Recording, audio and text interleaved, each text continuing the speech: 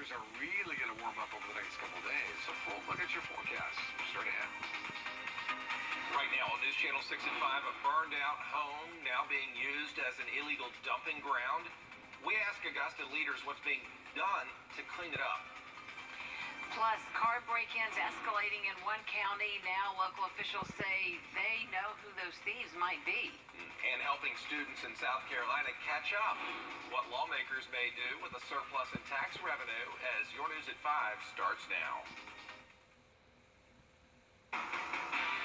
Live from Television Park, this is Wjbf News Channel 6 at 5.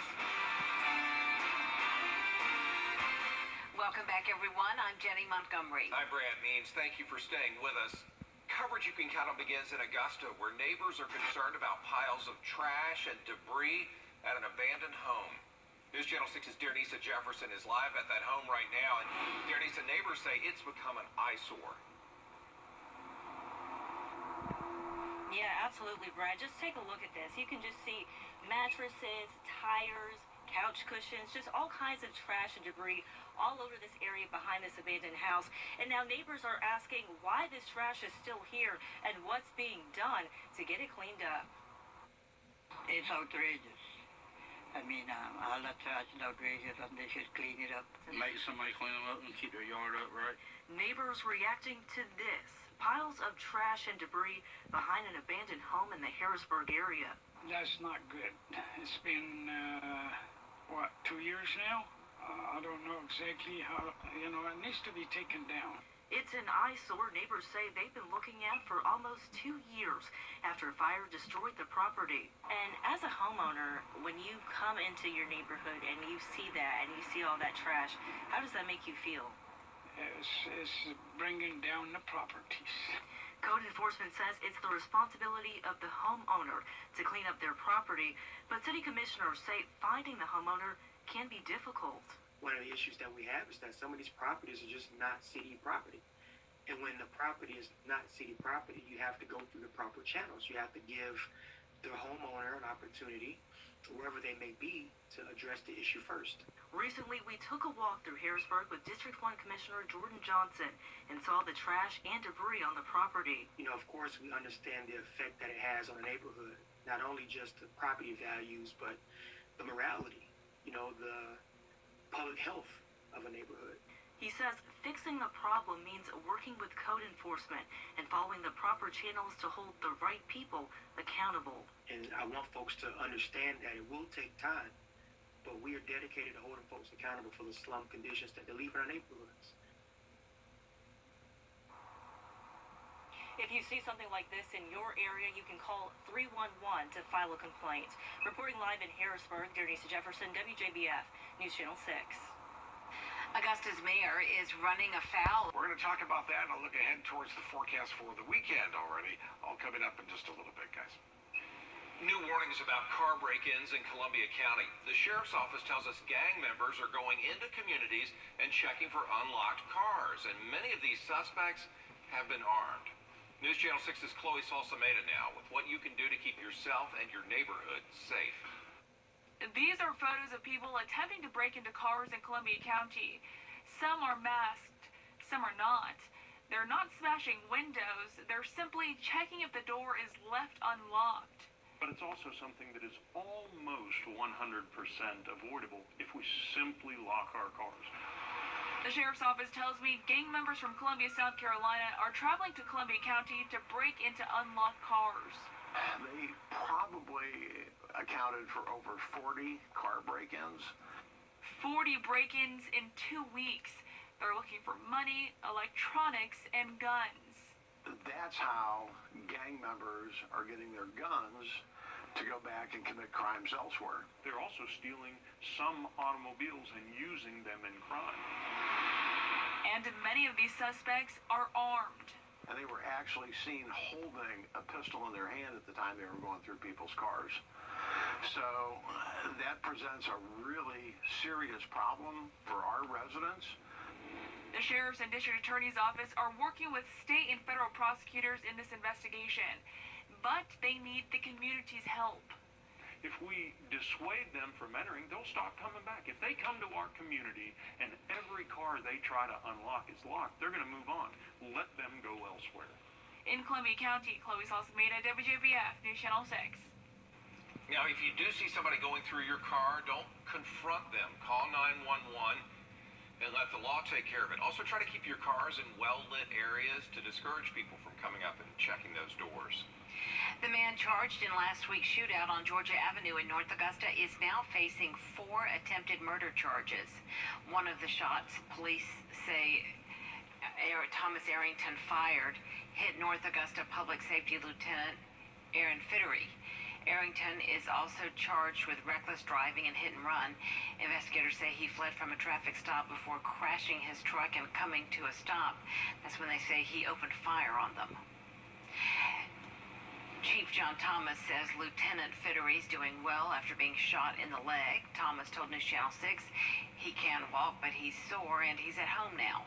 North Augusta's mayor says the man suspected of shooting Fittery was a criminal before last week's incident. A media report from the Aiken County Sheriff's Office shows Thomas Arrington was arrested in August for several drug and weapons charges. He's now facing a lot more. It's one of those things we didn't plan on happening, but it occurred, and I can't thank the officers enough who held great restraint in what they did, and so the training paid off. So we're very, very blessed to be able to stand here and talk about that. Thomas says he is working to provide counseling to officers who responded to the scene who may need it. The Aiken County Public School District is considering the idea of a modified academic calendar. So are they going to do it? Well, they want parental input. They sent an email out at the first of this month trying to find out what moms and dads thought. It was due back yesterday. 24%, just 24% of the parents returned their survey. So Aiken County said you can have until tomorrow at 5 in the afternoon to turn it in. There's a link that went out to parents yesterday so they can make it really easy on you. This is one way that parents have a voice, and we have a way to either make the change or keep the change from happening. This is our voice. They want to hear from us, so there's no reason you shouldn't take the time to do a 2 to 3 minute survey and voice your concerns or your support for it. The district has provided samples of a traditional calendar and the modified calendar. You can find that on their website under the frequently asked questions section. And there's a link to that on our website, wjbf.com. Education leaders in South Carolina are recommending using surplus funds to help students who are behind due to the pandemic. Jason Raven explains. Well, the Education Oversight Committee okayed the recommendations to use surplus tax revenue designated for education to cover tutors, more paid training for some teachers, and better data collection of students. Now, officials say these investments will help students struggling to catch up. Now, the pandemic has disrupted 3 school years here in South Carolina, essentially, and the EOC is recommending the General Assembly focus on 3 areas when deciding on where to invest this surplus money, like things like access to high-quality data so educators can make informed decisions, access to high-quality instructional materials for students, and access to high-quality teacher development. They're recommending additional paid training days for teachers teaching reading in low-performing schools. Most of those teachers would need additional support to bring kids up to level, and that they, quite frankly, may have been trained in a literacy program that is not showing benefits to the kids in those schools, and so this would provide an option for retraining and supporting those teachers to better support their students. Now, the recommendations are being sent to the rest of the General Assembly and Governor's office. They'll ultimately make the call on whether or not these ideas are put into motion. In Columbia, I'm Jason Raven. Lawmakers are set to return to the State House in January. Still ahead, the White House and Plus, the city of Augusta is trying to bring a solution to sewage issues through a new pilot program. And Aiken County School Superintendent King Lawrence talks about how the school system might spend money it receives from the SRS plutonium settlement. Your news at 5 starts now. Live from Television Park, this is WJBF News Channel 6 at 5. Good evening, everyone. Thank you so much for joining us. I'm Jenny Montgomery. Coverage you can count on begins with an update to the breaking news we brought you last night at 6. An investigation into contraband at the Charlie Webston Detention Center has led to the arrests of 4 Richmond County deputies. Jaquan German, Hunter Piper, Gabriella Anthony, and Jackie Campbell are all charged with violation of oath of a public officer. Investigators say they were providing contraband to inmates. All 4 have been fired and are now in jail. Jaquan German is also charged with unlawful street gang activity. During a search of the jail, deputies found contraband, including shanks, cell phones, tobacco products, homemade alcohol, pills, and synthetic drugs. Several inmates are also facing charges. Augusta Mayor Hardy Davis is taking issue tonight with a Wjbf News Channel 6. Vine says if you are in the Augusta area and experiencing issues with your septic tank, you should call the Augusta Utilities Department directly or get in touch with your district's commissioner. It has now been a year since the first COVID-19 vaccines were shipped to Georgia. The state's public health commissioner says as long as people are unvaccinated, COVID will continue to spread and breed new variants. Scientists are still studying how severe and contagious the Omicron variant is. I keep saying this, but I'm more worried about a spike with Delta right now because of how much Delta variant there is all over the country. And as people are flying in from other parts of the country to see their relatives, and it's still out there. It's highly transmissible, and it really packs a punch, particularly among the unvaccinated. Anyone over the age of 5 is eligible for the vaccine. Booster shots are recommended for those 18 years and older. Chief Meteorologist Tim Miller joins us now. 60 degrees by 7 o'clock. We'll fall to the 50s, then in the 40s as it gets pretty chilly quickly. But that's pretty much where we'll bottom out as we get into tonight. Tomorrow, the next few days, it will be very spring-like as we'll see highs in the 70s. We'll talk about that and look at our rain chances, too, all coming up in just a bit, Jenny. All right, Tim, thank you very much. One community helping another. A group of Glasscock County High School students and their teacher are collecting donations for people affected by last weekend's tornadoes in Kentucky. It's being led by the county's Future Farmers of America chapter. They're accepting all types of items, including plywood, water, and gift cards. Agriculture teacher Corey Smith will load it all up and drive it to Kentucky this weekend.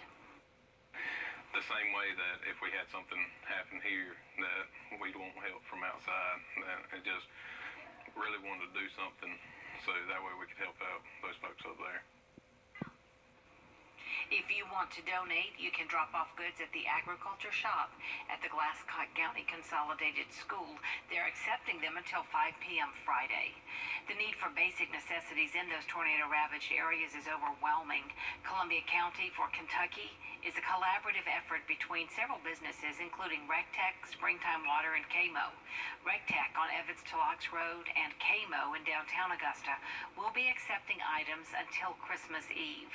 We have a list of approved items being collected, as well as a link to the Columbia County for Kentucky website and Facebook page on WJBF.com. A federal jury has convicted an Augusta man of bank fraud after he tried to borrow money to refurbish an apartment complex, then filed for bankruptcy.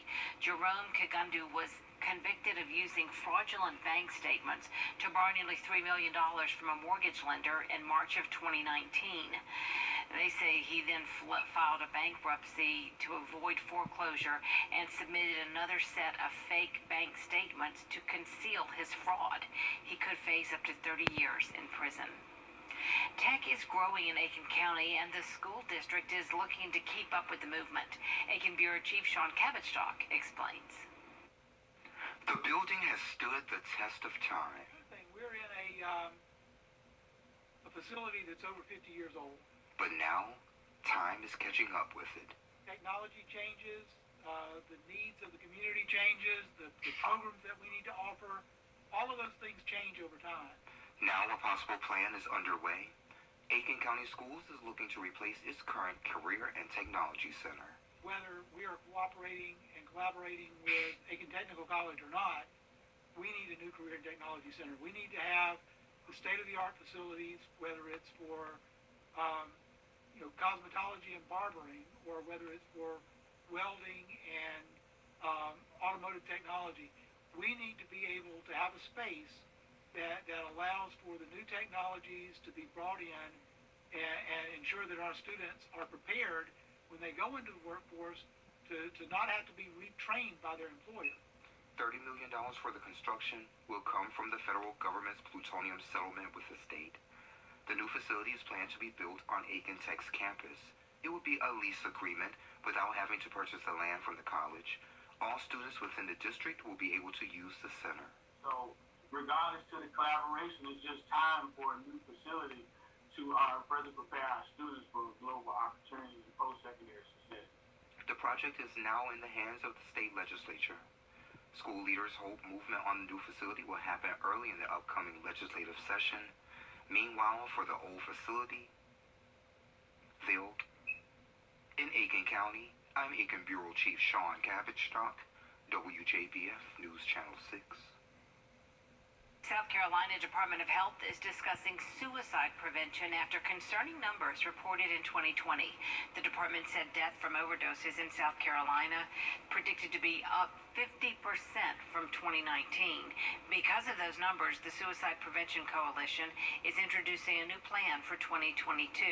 It highlights helpful language around suicide, identifying vulnerable populations, and action steps toward prevention. It really focuses on how can community members, every South Carolinian, step forward to be a part of preventing suicide. How can we increase resources to best practice care? How can we decrease those barriers, such as finances or transportation or some of those other things that get in the way? The Department of Mental Health also talked about the importance of having mental health resources in the workplace, especially in the pandemic.